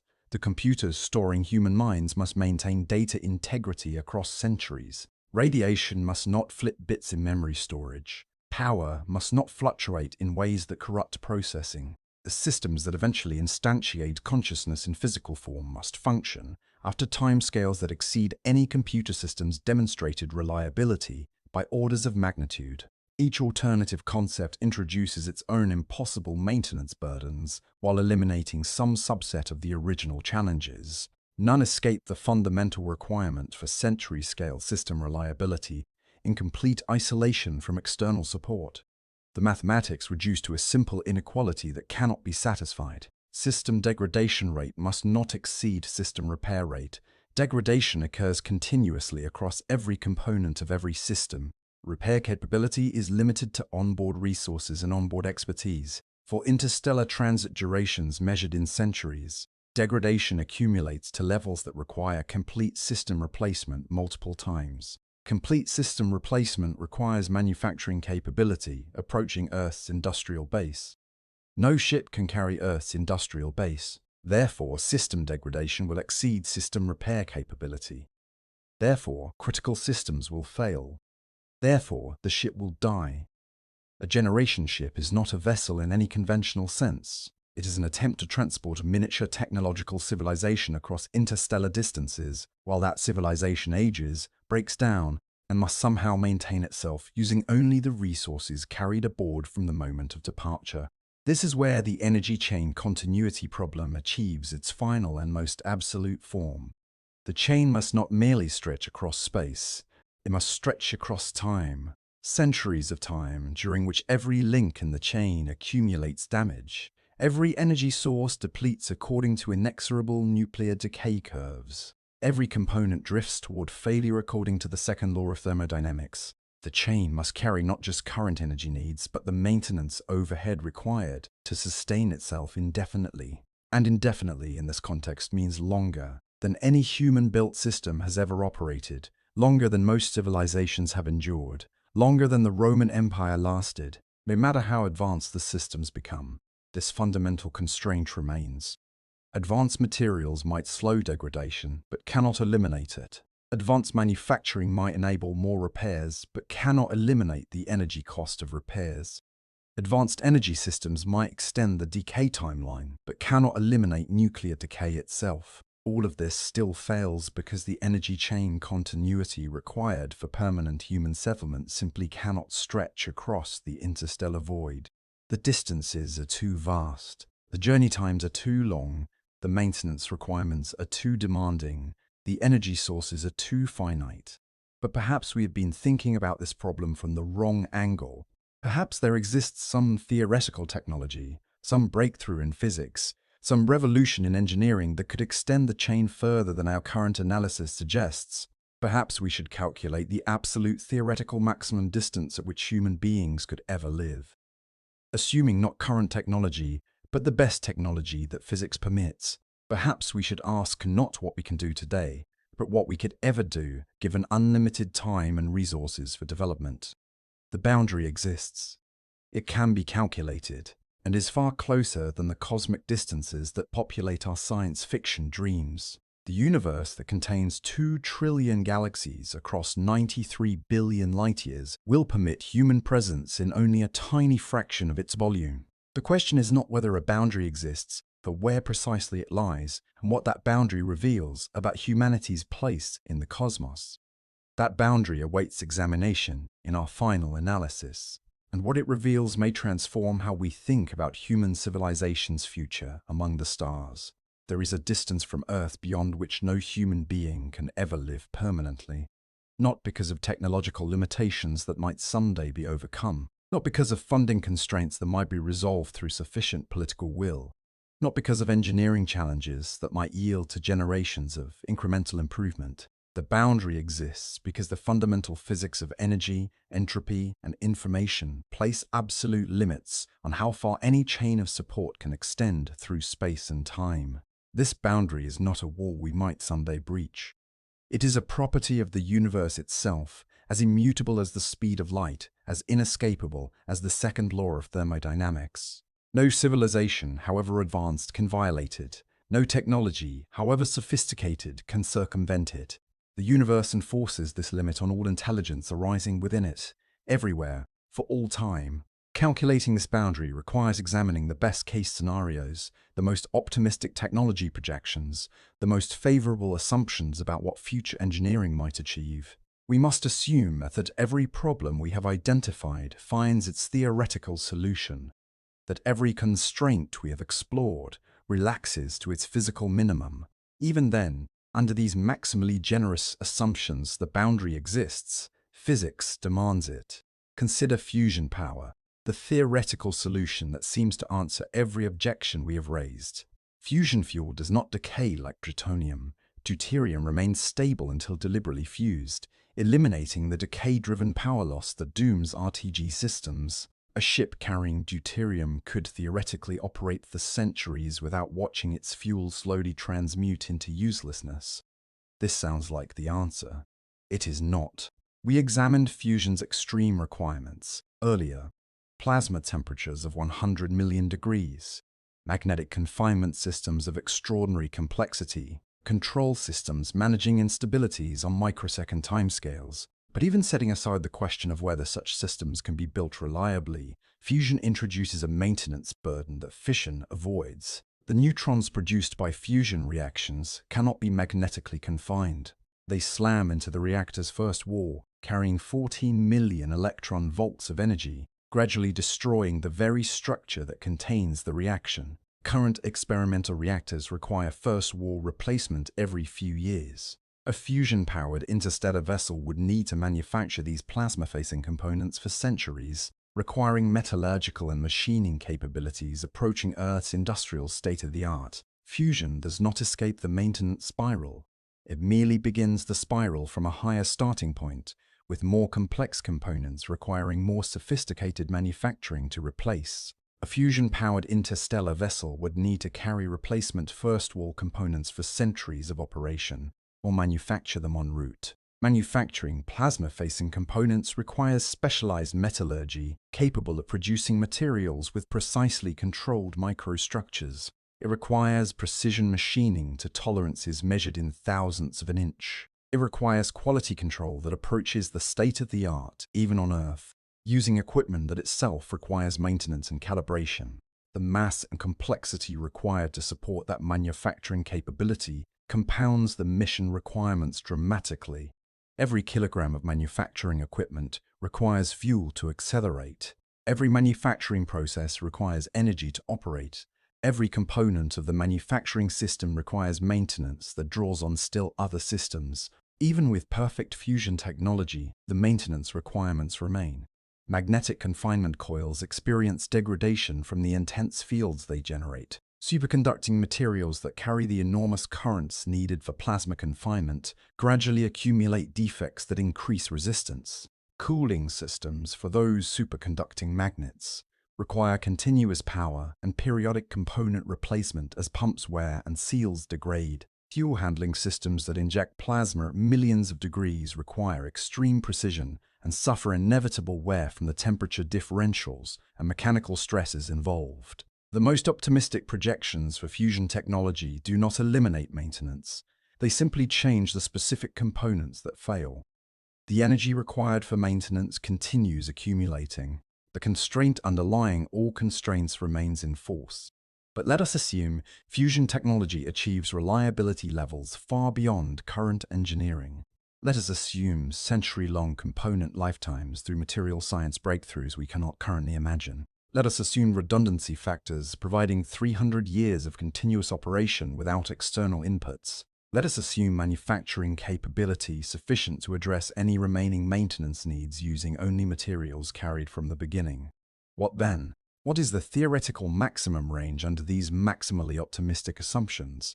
The answer comes from information theory rather than energy physics. Even with unlimited energy, human settlements require information flow. Medical emergencies require diagnosis and treatment protocols that no finite database can completely anticipate. Equipment failures in complex systems require troubleshooting procedures that depend on the specific constellation of symptoms, system history, and environmental factors present. Technical questions arise that require access to accumulated human knowledge spanning every field, from metallurgy to medicine to agriculture to psychology. No settlement, no matter how well prepared, can anticipate every possible problem it will face. The combinatorial explosion of potential failure modes in complex systems exceeds any finite preparation. The knowledge base required to address arbitrary challenges spans the totality of human technical achievement across all disciplines developed over centuries of civilization. At light speed, information transfer to Proxima Centauri requires 4.24 years each way. An emergency query sent to Earth receives a response 8.5 years later. Assuming someone on Earth was monitoring for the message, understood it, researched an answer, and transmitted a response immediately. If the problem required multiple exchanges of information, a diagnostic dialogue, narrowing down the cause of failure, through iterative questioning, the process might require decades of back and forth. Communication. At greater distances, communication delays extend proportionally.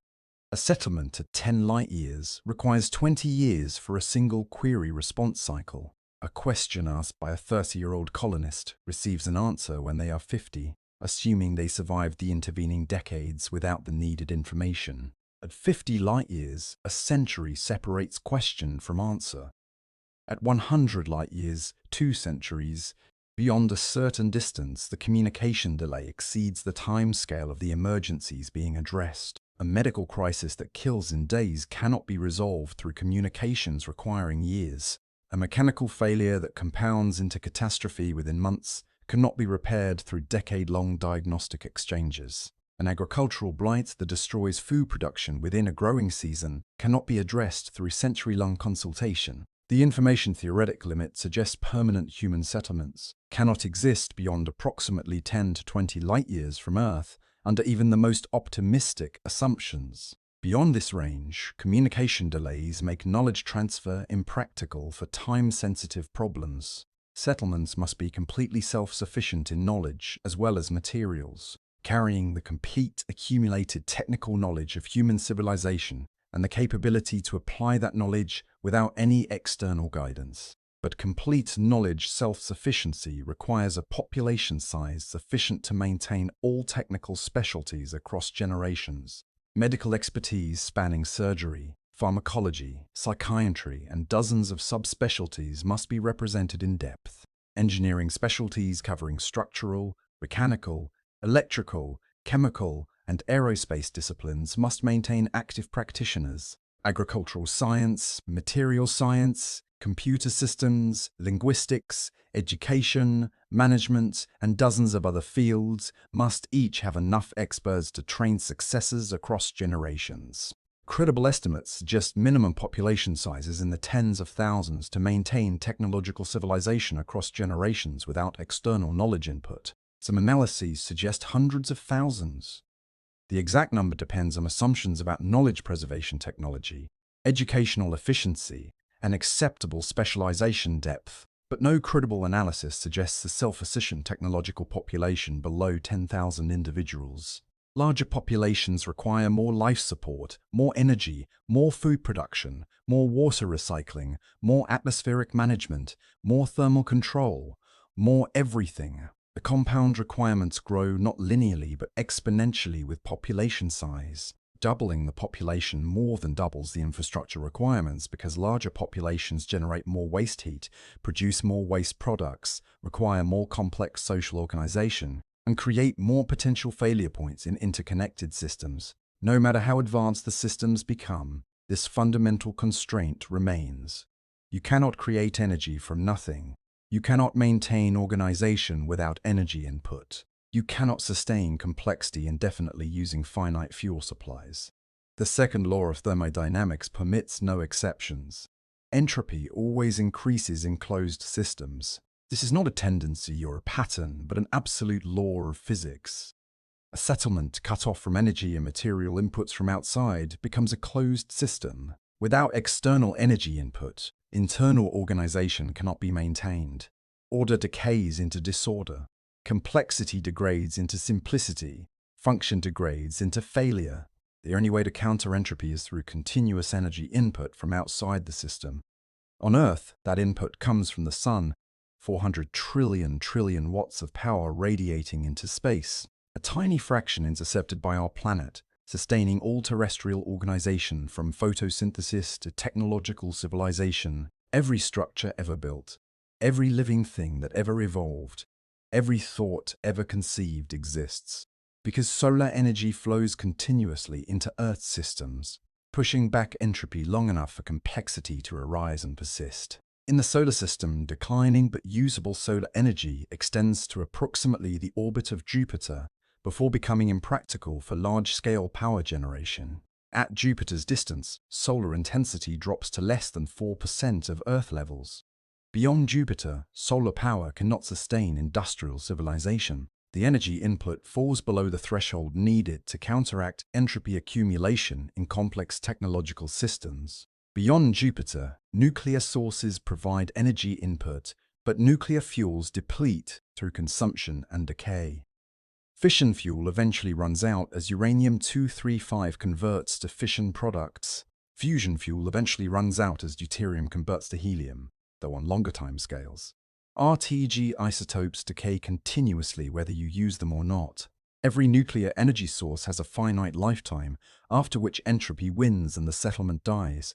No matter how advanced the systems become, this fundamental constraint remains. You cannot create energy from nothing. You cannot maintain organization without energy input. You cannot sustain complexity indefinitely using finite fuel supplies. The theoretical maximum distance for permanent human settlement thus depends on the intersection of multiple constraints: the maximum duration of nuclear fuel supplies before depletion, the minimum communication delay tolerable for emergency knowledge transfer, the minimum population required to maintain technological civilization across generations, the rate of entropy accumulation in complex systems, the efficiency of converting energy into maintenance work.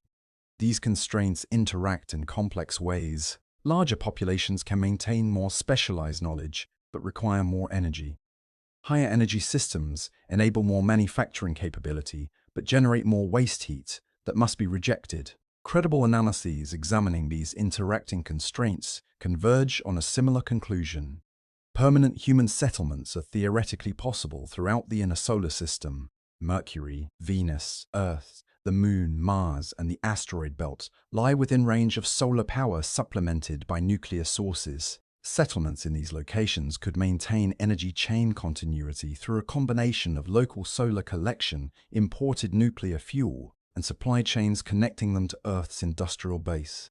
Challenging but conceivable with projected technology. Long-term outposts might extend to the outer solar system. Jupiter's moons, perhaps Saturn's, sustained by nuclear power and aggressive local manufacturing. But these outposts would remain fundamentally dependent on support from the inner solar system. They could not maintain indefinite self-sufficiency. They would require periodic resupply of specialized components, nuclear fuel, and irreplaceable materials. They would represent the far end of humanity's supply chain, not independent civilizations. Beyond Saturn, permanent settlement becomes implausible even in theory. The distances are too great. The resupply times are too long. The energy sources are too finite. The outer planets might host temporary research missions lasting years or decades, supplied by immense logistical efforts from the inner solar system. They cannot host permanent human communities lasting centuries. Beyond the solar system, the mathematics become impossible. Interstellar distances combined with journey durations, combined with maintenance requirements, combined with nuclear decay rates, combined with information delays, create constraints that cannot all be satisfied simultaneously. No amount of engineering cleverness can overcome fundamental physical limits. You cannot negotiate with the inverse square law. You cannot persuade entropy to relax its grip. You cannot convince light to travel faster than physics allows. The hard boundary for permanent human habitation lies somewhere between 10 and 100 astronomical units from the Sun. 1 astronomical unit equals the Earth-Sun distance, approximately 93 million miles. At 10 astronomical units, we are just past Saturn's orbit. At 100 astronomical units, we are in the scattered disk beyond Neptune, but still far closer to the Sun than to any other star. In cosmic terms, this is an infinitesimally small region. The observable universe spans 93 billion light-years. Our galaxy alone measures 100,000 light-years across and contains 400 billion stars. The nearest star system lies over 4 light-years away, and humanity's permanent range extends perhaps 100 astronomical units, roughly 0.16 light-years from our home star. The campfire of human civilization casts its light into the darkness of space. That light reaches only so far before fading into the infinite void. Beyond a certain distance, the warmth cannot sustain us. The illumination cannot guide us. We can send probes into that darkness. We can observe that darkness through our telescopes, but we cannot live in it. We are not going to colonize the galaxy. We are not going to spread across the stars. We are not going to build empires spanning light-years of space. The physics will not allow it. This is not pessimism. This is not defeatism. This is not failure of imagination or courage. This is the recognition of reality, the acceptance of truth, the wisdom to understand what the universe actually permits rather than what our stories have promised. The energy chain continuity required for permanent human settlement has a maximum length determined by fundamental physical constraints. Solar power attenuates with distance according to the inverse square law. Nuclear fuels deplete with time according to consumption rates and decay constants. Maintenance requirements accumulate without limit according to the second law of thermodynamics. Supply chains stretch until they break according to the logistics of distance and time. Information delays extend until communication becomes meaningless according to the speed of light. Entropy wins eventually. Always, without exception. Every link in the chain that keeps human beings alive requires energy to maintain. The chain itself requires energy to sustain, and the total energy available from any finite source eventually exhausts itself against the infinite patience of thermodynamic decay. This is the ultimate limit. Not technology, not funding, not political will. Physics. But here is what this limit actually means, and why it represents not despair, but clarity, not tragedy, but truth. We live on a planet that has sustained complex life for hundreds of millions of years. Trilobites swam in ancient oceans 500 million years ago. Dinosaurs ruled for 170 million years. Mammals had diversified across 65 million years since the Great Extinction. Human ancestors diverged from other apes perhaps 7 million years ago. Earth sustains life on timescales that dwarf human comprehension. That planet orbits a star with billions of years of stable burning remaining. The Sun has existed for 4.6 billion years and will continue fusing hydrogen for another 5 billion. Our star will not exhaust itself for longer than complex life has existed on Earth. The energy source powering our civilization has more future than our past.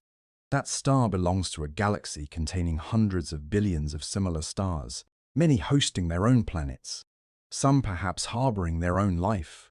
The Milky Way teems with potential. Exoplanet discoveries reveal worlds throughout our cosmic neighborhood, rocky planets, inhabitable zones, ocean worlds beneath ice shells. Possibilities we have barely begun to catalogue. We cannot reach those other stars. We cannot colonize distant galaxies. We cannot spread human consciousness across the cosmos in the way science fiction has promised for generations. But we can thrive here. We can explore our solar system. We can establish settlements on the moon, permanent outposts where humans live and work beyond Earth's atmosphere. We can build colonies on Mars, transforming the red planet into humanity's second home. We can mine the asteroids, accessing mineral resources that dwarf everything extracted from Earth across all of human history. We can study the outer planets through robotic missions and crewed expeditions, expanding our understanding of the solar system we inhabit. We can build a civilization that flourishes for millions of years on the worlds we can actually reach. The timescales available to humanity within the boundary physics permits exceed any reasonable planning horizon. 1 million years of human civilization within the solar system represents more future than the entire past of our species. 10 million years represents more future than the existence of the genus Homo. 100 million years achievable if we maintain our technological civilization, and the sun's stability represents more future than the duration of complex life on land.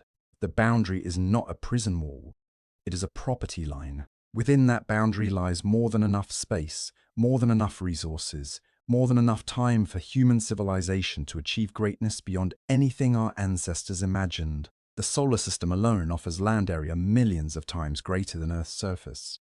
Mars has roughly the same land area as Earth's continents. The asteroids contain enough material to construct habitats with total living space exceeding Earth's surface by factors of thousands. The moons of Jupiter and Saturn offer dozens of additional worlds for exploration and development. Mineral resources within the boundary, effectively unlimited for any conceivable human population. A single metallic asteroid 1 kilometer in diameter contains more iron and nickel than humanity has mined throughout all of history. The asteroid belt contains millions of such bodies. The resources available within our cosmic property line would support quadrillions of human beings for millions of years. Energy from the sun will sustain industrial civilization for longer than complex life has existed on Earth. The challenge is building the infrastructure to capture and use solar energy more effectively, not the availability of the energy itself. The boundary teaches us that we are not infinite. We are not destined to fill the universe with human minds. We are not the species that will colonize the cosmos. We are local phenomena arising from specific conditions on this specific planet, able to expand somewhat beyond our origin, but ultimately bounded by the physics that permits our existence in the first place. There is wisdom in this limit, the dream of infinite expansion, of humanity spreading endlessly across an infinite cosmos. carried with it an assumption of infinite resources, infinite time, infinite second chances. If we ruin this planet, the thinking went, we can always move to another one. If we exhaust this solar system, we can always colonize the next. If we make mistakes here, we can escape the consequences by fleeing to there. The boundary closes that escape route. We have what we have. The solar system offers tremendous abundance, but it is finite. The sun will burn for billions of years, but not forever. The resources available to human civilization are vast, but bounded. We must learn to live within limits because limits are real and inescapable. This changes how we should think about our present moment. The decisions we make today about Earth's environment, about resource consumption, about sustainable development, they're civilizational choices that will constrain or enable human flourishing across millions of years. Earth is not a launch pad. It is not a starting point we will someday leave behind. It is the foundation of everything humanity will ever build, the anchor of every supply chain we will ever establish, the source of the industrial civilization that any space settlement will depend upon for centuries or millennia after founding. We are not a spacefaring species waiting to escape a damaged planet. We are a planetary species that might someday establish permanent settlements throughout the solar system, but only if we maintain the technological civilization capable of supporting those settlements. And that technological civilization depends on Earth, will depend on Earth, cannot escape depending on Earth within any reasonable planning horizon. The energy chain continuity that limits our cosmic range also grounds our cosmic significance. We matter here, on this planet, in this solar system, within the boundary. Physics allows us to inhabit. Every human achievement, every scientific discovery, every work of art, every act of kindness occurs within this bounded region of space-time. It concentrates them. It makes them precious. It gives them context against the infinite emptiness we cannot enter. The universe may contain other intelligent species on other worlds orbiting other stars. They face the same limits we do. Physics does not bend for them any more than it bends for us. Each intelligence arises locally, flourishes locally, and remains bounded by the same fundamental constraints that bind us. Perhaps that is the deepest truth that boundary teaches. We are not exceptional, we are typical. The universe creates intelligence on planets, allows it to spread somewhat beyond its origin, and ultimately contains it within the range that physics permits. Every civilization that ever arose or ever will arise faces this same constraint. Every species that ever looked up at the stars and dreamed of reaching them discovered or will discover that the stars remain forever out of reach. This is not tragedy.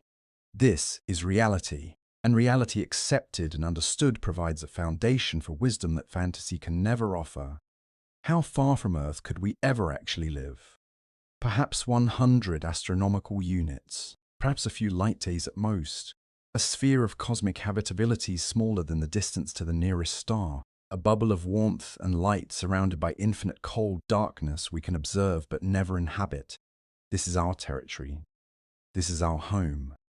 And it is enough. Within that bubble, humanity can flourish for timescales that make our current civilization look like a brief opening act. Within that bubble, we can build wonders that would astonish our ancestors and will inspire our descendants. Within that bubble, every dream worth dreaming, every achievement worth pursuing, every life worth living can unfold across millions of years of continued existence. The boundary is real. The energy chain continuity required for permanent human settlement has a maximum length, and we are approaching the distance where that chain must finally break. Beyond that distance lies the cosmos in all its vastness, beautiful to observe, impossible to inhabit, forever beyond our reach. But within the boundary lies more possibility than humanity could exhaust in 1,000,000 years of effort, more space than we could fill, more resources than we could consume, more time than we could imagine. That is not limitation, that is invitation.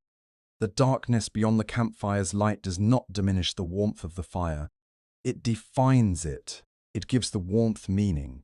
It makes the circle of light precious against the infinite cold. We have our fire. We have our light. We have our circle of warmth in the cosmic darkness, and that is enough. That has always been enough. that will always be enough for beings like us.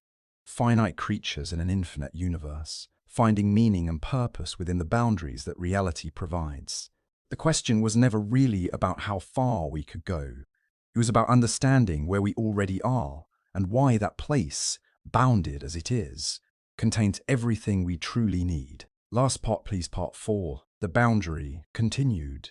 So we arrive at the final answer, not as a proclamation of defeat, but as a map of our kingdom. The energy chain, stretched by the inverse square law and frayed by entropy, has a breaking point.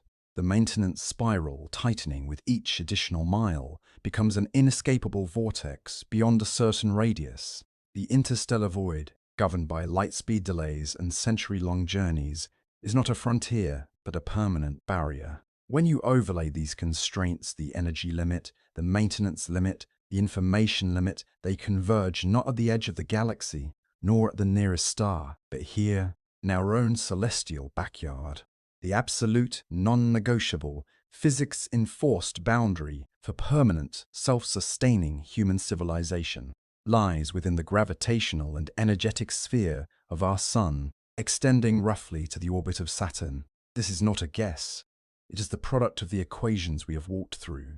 Within this volume region, encompassing the Sun, Mercury, Venus, Earth, the Moon, Mars, the asteroid belt, and Jupiter's inner moon's solar energy, while diminishing, remains a potent, manageable source when augmented by nuclear power. Supply chains, while stretched thin and perilous to Jupiter, remain conceivable.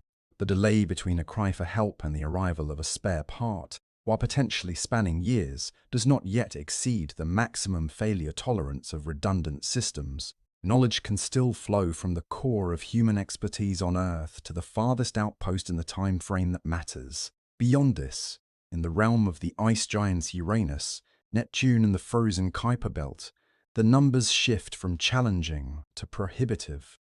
Here, solar power is a ghost. Nuclear power is the only option, but its fuel and maintenance supply lines now stretch across decades of travel time. A critical failure on a research station orbiting Uranus means a minimum 15-year wait for a new reactor pump, assuming Earth launched the mission the second the failure signal was received, which itself took hours to arrive. The colony is not living on another world, it is dying on one, in ultra-slow motion. This is the domain of the temporary expedition, the heroic and finite scientific mission, not the permanent home. And beyond the heliopause, in the true interstellar dark, the concept of a human settlement shatters against the laws of physics itself. It is not a matter of better engines or more willpower. It is a matter of the half-life of plutonium-238, the electromigration in copper wires over 300 years, the inevitable cumulative microfractures in every seal and bearing, and the 4.24-year lag for a simple yes or no question. A generation ship is not a ship. It is a time capsule of a civilization required to remain perfectly preserved and functional for longer than the lifespan of any civilization in history, while barreling through a vacuum filled with planet-killing radiation. It is a beautiful, tragic fantasy. The universe is not saying no to our ambition. It is showing us the chalk lines within which our ambition can realistically operate. This realization is liberating. For decades, the dream of the stars has been used as a psychological and even political escape hatcher reason to treat Earth as disposable. If we screw up this planet, the narrative went, we'll just build another one. If we exhaust these resources, we'll mine asteroids. If our society collapses, a brave band of pioneers will start over on Mars. The boundary shuts that escape hatch with finality. It tells us, with the cold, hard voice of physics, that there is no plan B. Earth is not just our cradle.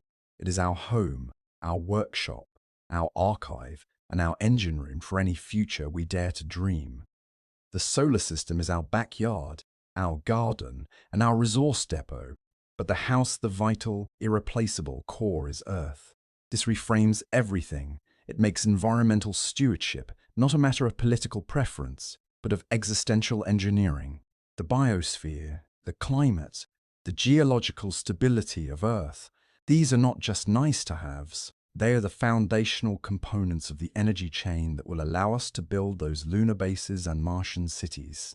If we damage the industrial and ecological base on Earth, we don't just condemn ourselves, we condemn every future human who might have lived under the dome of a Mars settlement, because we have severed the root from which all those branches must grow.